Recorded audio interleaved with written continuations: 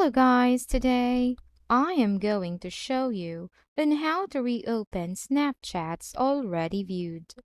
Most people think that once you view a snap, it will be gone forever.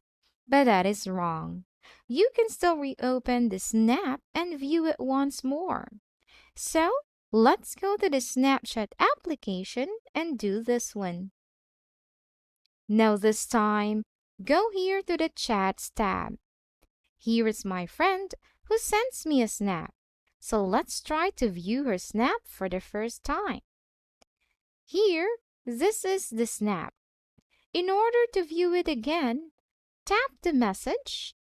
As you can see here, we have hold to replay and save.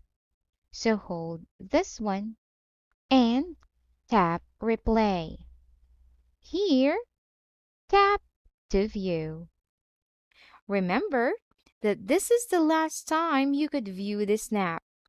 So if you want to see it more, just save it or have a screenshot instead. Because you can only see it twice. First, when you receive it, and next is when you replay it. Hopefully you find this video helpful.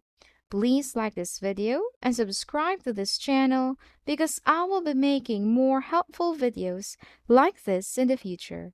That's all for today. See you in the next video.